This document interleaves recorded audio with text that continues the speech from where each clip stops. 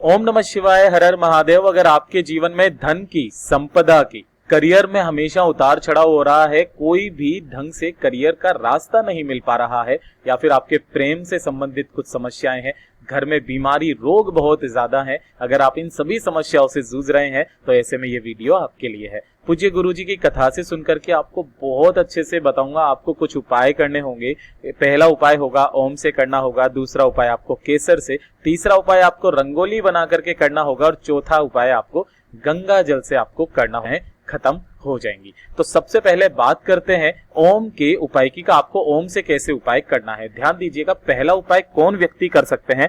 अगर आप भविष्य में अपने करियर के लिए कोई लक्ष्य निर्धारित नहीं कर पा रहे हैं, या आपको करना क्या है ऐसी असमंजस की स्थिति में है, तो इस दिन आपको ये वाला उपाय करना चाहिए। ठीक है, किस दिन आपको ये वाला उपाय करना चाहिए? आप किसी भी एकादशी के दिन ये वाला उपाय कर सकते हो, किसी भी प्रदोष के दिन आप ये वाला उपाय कर सकते हो। जिस भी महीने की जो भी एकादशी या प्रदोष आ जाए, आपको ये वाला उपाय करना ही होगा। ध्यान दीजिएगा। साथ ही साथ अगर कोई ऐसी तिथि आ जाए जैसे गंगा सप्तमी आ रही है, आप उस दिन ये वाला उपाय कर सकते हो। साथ ही साथ अगर आपकी सीता नवमी आ रही है तो उस दिन उपाय आप कर सकते हो, और अमावस्या के दिन भी आप ये वाला उपाय कर सकते हो। केवल इन खास तिथियों पर ही ये वाला उपाय आपको किया जाता है। ध्यान दीजिएगा, आपको इस तरीके से एक फूल लेना होगा। भैया ये कौन सा फूल है? लाल रंग का फूल है, और ये भी बता दूं, इसको हम लोग गुड़हल का फूल कहते हैं। ठीक है ना, ये आप महादेव जी को बहुत पसंद है गुड़हल का फूल।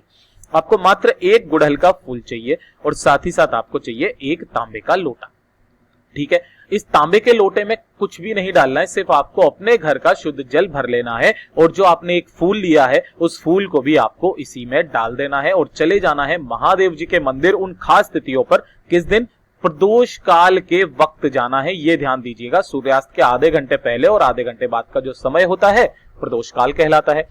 जब आप वहां पर जाएं तो आपको महादेव जी के ऊपर उसी लाल फूल के जल का आपको यहां पर चढ़ा देना है। किस नाम से चढ़ाना है? ध्यान दीजिएगा, तुम रुका महादेव जी के नाम से आपको उस जल को चढ़ा देना है, अपनी मनोकामना कहते हुए एक धारी से।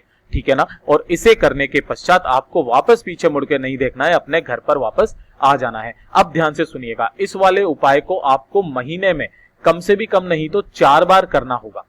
किसी भी दिन आप कर सकते हो। तो आप महीने की कोई सी भी 4 तिथियां ले लीजिए। आप एक दिन एकादशी ले लीजिए, एक अमावस्या ले लीजिए, एक चतुर्थी ले लीजिए, और एक मासिक शिवरात्रि आती है, आप उस दिन ले लीजिए। उस दिन आप इस वाले उपाय को कीजिए। आपको अपने भविष्य का अपने आप ही निर्धारित हो जाएगा, और आप अपने करियर में उन्नति पालेंगे। ये हो गया आपका पहला उपाय। अब चलते हैं दूसरे उपाय की तरफ, जो कि आपको केसर से करना होगा। अब ये केसर वाला उपाय किसको करना है? ध्यान दीजिएगा, जैसा कि यहां पर दिखा था, प्रेम से संबंधित। अगर आप किसी मनचाहा जीवन साथी पाना चाहते हो, कोई सा भी मनचाहा जीवन साथी जिससे आप प्रेम करते हो, जिससे आपकी बनती है, आप उससे शादी करना चाहते हो, या आपकी पहले से शादी हो चुकी है तो उसमें प्यार को बरकरार बनाए रखने के लिए पति पत्नी से लड़ाई झगड़ा वगैरह होता है, बहुत ज्यादा कलेश होता है, तब भी आप इस वाले उपाय को कर सकते हो। करना क्या होगा? ध्यान से देखिएगा।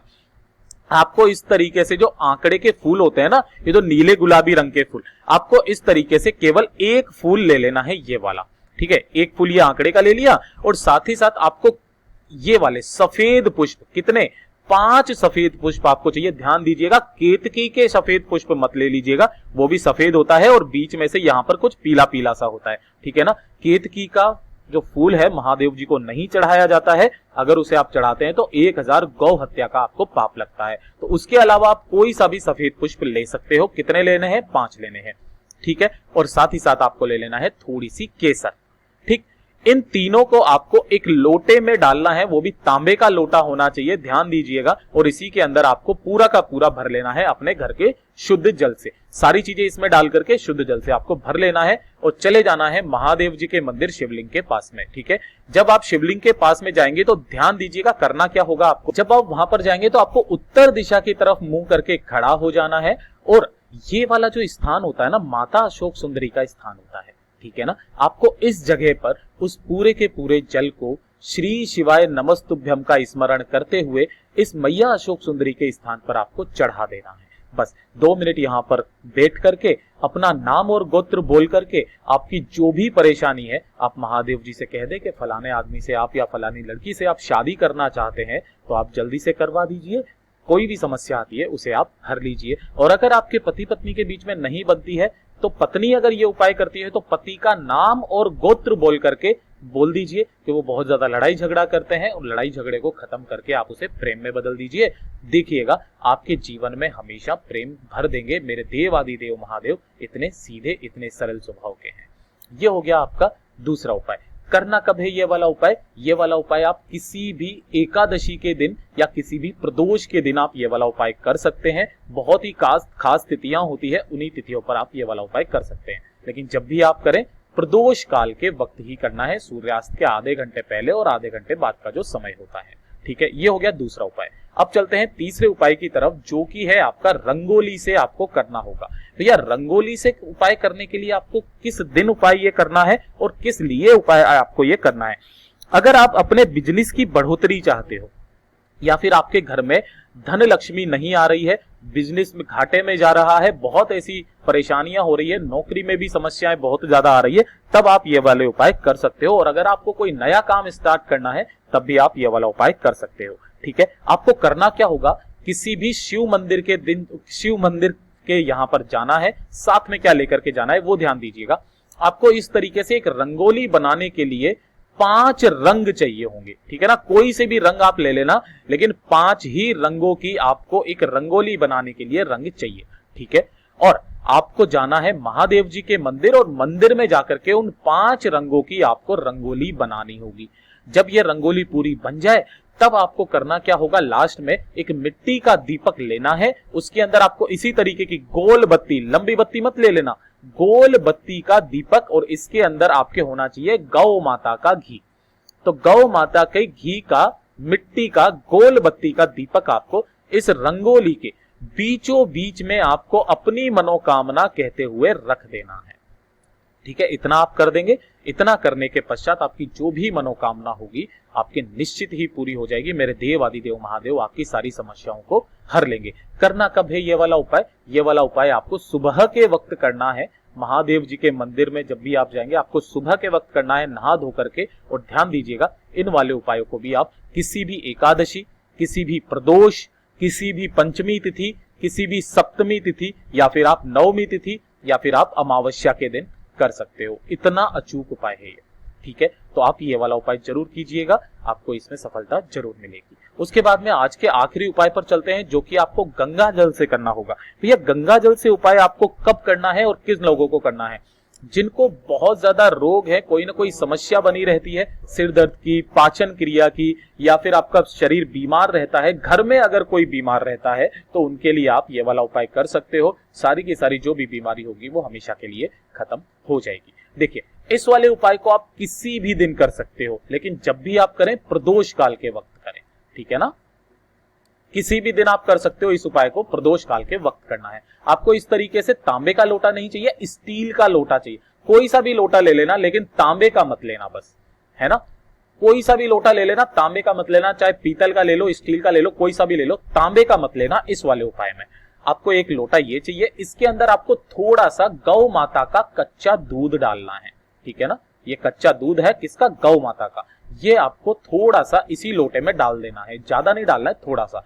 और बाकी का आपको गंगा जल से इस लोटे को पूरे को भर देना है। अब भैया हमारे पास इतना गंगा जल नहीं है, तो आप गंगा जल की भी 2-4 बूंद, 1 ढक्कन 2 ढक्कन डाल करके और पूरा अपने घर के शुद्ध जल से भर लेना। ऐसा आप कर सकते हो। ठीक है, इस लोटे को लेकर के चले जाना है प्रदोष काल में महादेव जी के मंदिर में। और जब आप यहां पर जाएंगे तो ध्यान दीजिएगा, एक क्रम होता है जल चढ़ाने का, अपनी मनोकामना कहते हुए, या फिर अगर आपका परिवार का कोई सदस्य बहुत ज्यादा बीमार रहता है, अगर आप उसके स्वास्थ्य के लिए यह वाला उपाय करते हैं तो ध्यान दीजिएगा कैसे करना होगा। उसका नाम और गोत्र बोल करके, अगर आप अपने लिए कर रहे हैं अपना नाम और गोत्र बोल दीजिए, परिवार के किसी सदस्य के लिए कर रहे हैं तो आप उनका नाम और गोत्र बोल करके सबसे पहले जल चढ़ाना है ये गणेश जी के स्थान पर, फिर यहाँ पर कार्तिकेय जी के स्थान पर, फिर आपको मैया अशोक सुंदरी के स्थान पर, फिर इस तरीके से माता रानी के हस्त कमल पर, यहां पर इस तरीके से गोल घुमाते हुए पूरे के पूरे जल को महादेव जी की शिवलिंग पर एक धारी से आपको यहां पर कुंदकेश्वर महादेव जी का नाम स्मरण करते हुए चढ़ा देना है।